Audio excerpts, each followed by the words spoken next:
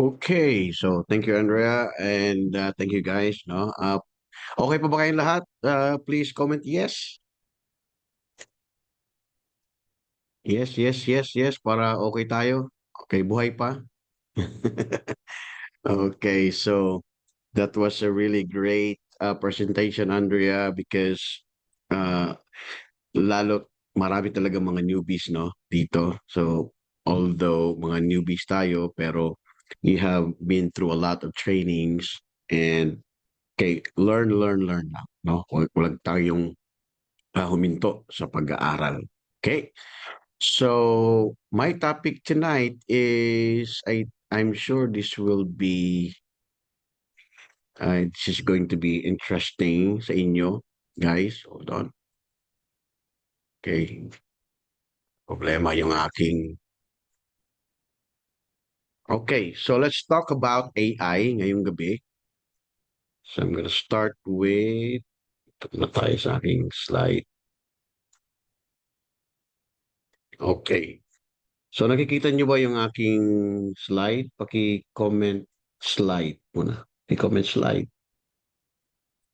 para I just want to make sure kung nandiyan kayo. Okay, at saka nakikita ko yung slide ko. Okay? All right, very good. Thank you very much. Okay, so artificial intelligence revolution. So AI revolution. So good thing guys na nandito na kayo no kasi talagang nung nag-start kami as a VA, hindi pa ito talaga nag-boom, no? Kumbaga, ah, we started from scratch, no? Buti nga kayo, ano na kayo eh, kumbaga, pinrovide na sa inyo lahat. Sa amin talaga, pigaan talaga ng utak noon nung kami ay nag-start. Kasi from scratch, lahat, pag-iisipan mo, lahat gagawin mo, lahat pagpaplanuhan mo. Ngayon, uupo ka na lang in 30 minutes, you can create a plan, you can create a design, you can create a proposal in less than 10 minutes. Okay? So ganun katindi ngayon, no? Ganun katindi po yung technology. Okay, hold on. Okay, okay. Okay. So before I'll proceed, no, paki-follow niyo po ang aming VA couple na page and then please invite your friends to follow as well kasi itong training na ito is going to be a regular training, I hope. Kasi gusto naming mag-provide lalo na sa mga newbies, lalo na sa mga baguhan at nagde-desire kayo talaga na magsimula ng VA career ninyo. Uh, I'm sure hindi kayo nag-iisa, marami kayong mga friends. Please follow and invite your friends also to follow our page. Okay. So, what will AI look like in 10 years? Okay. Can you type what's the possibility? Sige, can you type in your own idea? Anong mangyayari? Kahit Tagalog, okay lang yan. Kahit Tagalog ang i-type ninyo. Magiging robot na ba tayong lahat? Okay. Okay, sabihin na lang natin, ano ang job na hindi pwedeng palitan ng AI? Sige nga, para lang meron tayong interaction. Okay? So meron akong friend na isa siyang embalmer, okay? At palagay ko yung embalmer hindi yan mapapalitan talaga ng AI kasi hindi mo pwedeng i-AI yung pag-embalm, no? So, okay. So, what will AI look like in 10 years? So, ngayon nga, nag-i-innovate na siya, matindi na siya. How much more in 10 years? Pero, kung hindi ka magsisimula ngayon ng AI, kung hindi ka mag-start, mag-aral ng AI ngayon, mapapag-iwanan ka at hindi mo siya mahahabol talaga. Okay? So, AI is expected to improve industries like healthcare, manufacturing, and customer service, leading to higher quality experiences for both workers and customers. However, it does face challenges like increased regulation, data privacy concerns, and worries over job losses. So, ibig sabihin, it works both ways. Pwede rin siyang AI, pwede rin siyang uh, pareho talagang ano yan, may human intelligence din Yeah, he talaga siya. wants to fly to the space. And how about number 5? Ano ba 'to? Akin ba 'yun? Hindi. Pamute. Ha? Pang-mute AI yata 'yun. He wants to fly a helicopter. Okay. Oh, supply a helicopter. Okay. Okay. All right. So anyway. Okay. So, yan. Anyway, guys, ah, may mga questions na threat ba ang AI sa industries na 'to? It could be threat, it could be hindi siya hindi siya threat talaga, pero kailangan maging advance. Kung advance ang AI, advance din tayong lahat. Kasi kung hindi ka advance, what's going to happen if you're not finding ways to use AI at work, you'll soon become unhireable. Okay? I think one of the things na hindi mo pwedeng AI ay yung, for example, kasi Christian naman tayong lahat, no? Ang sagwa naman ng preaching ng pastor ay naka-AI. Katulad nung prayer, di ba? Katulad nung nag-viral sa prayer, di ba? So, pati yung instruction ng AI, minention niya. Okay? So, wag naman sana, no? Wag naman sana naka-AI na rin, naka-chat GPT na yung mga preaching ng mga pastor. Wag naman sana kasi hindi na siya work ng Holy Spirit. But we are talking about the job, okay, losses or possibilities na pwede mo mangyari talaga. I mean, it's happening. Needless to say, it's happening. Kaya kailangan you have to be ahead of the game. Kasi kung hindi ka maging ahead of the game, mapapag-iwanan ka talaga. Okay? So this is more on a race, no? So kung ikaw ay wala naman sigurong ah, sumasali sa paligsahan na hindi siya nagte-training. So ang training kasi is more on preparation sa'yo, not only for winning, but for you to be ahead of the game. Okay? So meron kang ang ang isa talagang manlalaro ay ang kanyang isip talaga is ano ba ang isip ng kanyang kaaway, kanyang kalaban. Kailangan niyang unahan. Okay? So itong AI na ito, hindi rin naman really ang behind dito ay mga tao rin pa rin sila. Hindi sila talaga totally robotic or robots ang nasa likod niyan.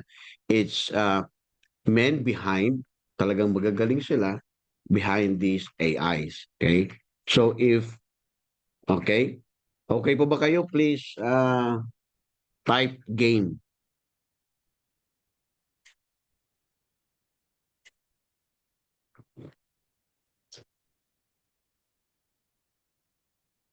Okay, thank you very much. Let's do this. Okay, so being ahead of the game, guys, I have some suggestions to you na pwede ninyong aralin. Okay, you just need a time. Okay, at least 3 to 4 hours a week for a single tool na pwede mong gamitin.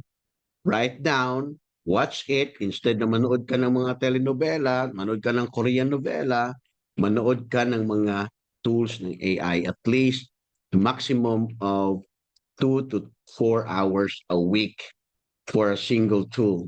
Okay? So, let's go ahead. Let's crack on, mga kaibigan, no? All right. Some of you are really familiar with this, ChatGPT. Kung hindi ka familiar dito, saang mundo ka ba nakatira ngayon?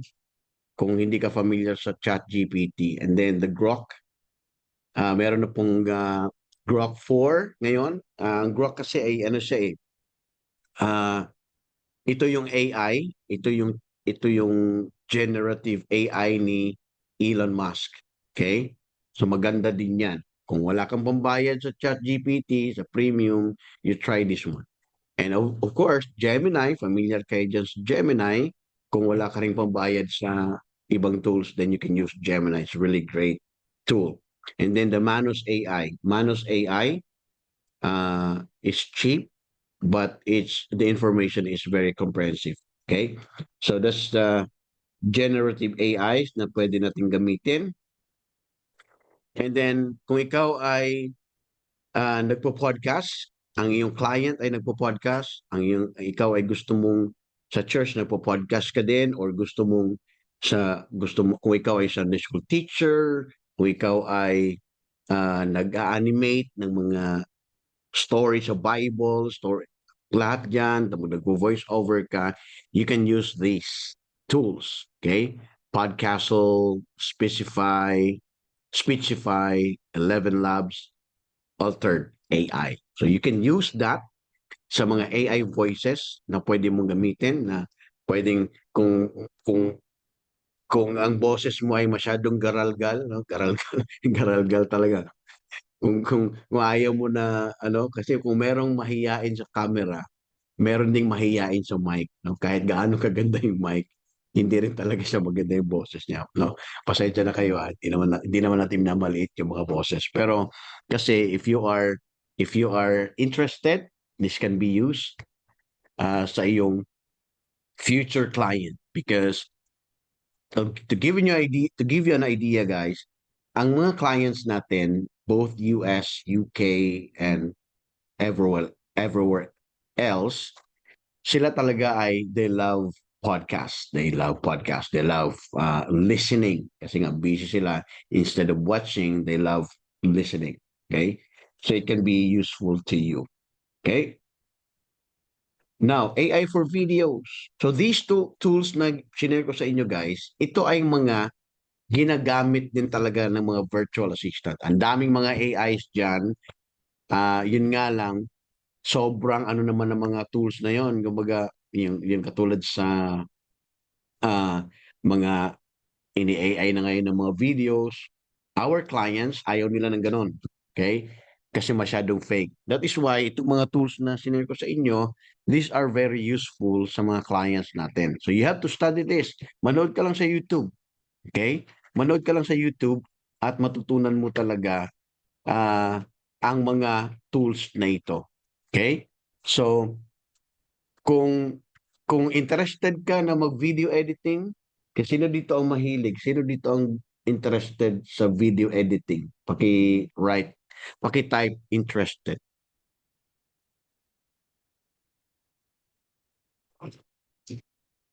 Si Dave.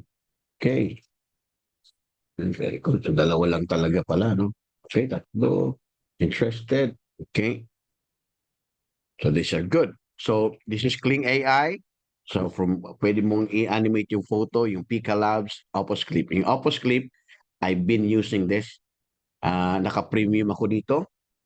Sa Opus Clip, napakaganda. Grabe, napakagandang tool na to. So 1 hour mo na video, kaya kanyang bigyan ng 99 video reels. Okay? Kaya kang bigyan ng 99 video reels sa 1 hour mong video. Okay? So, pag-type nice, kaya kung gustuhan ninyo, kung ano ba kayo, ano matawag doon? Na-intrigue kayo, pag-type nice. Okay? So, Opus Clip, this is very good. Very good. And then, itong Create Studio, I don't know kung narinig nyo na to. Okay? Excuse me, sorry.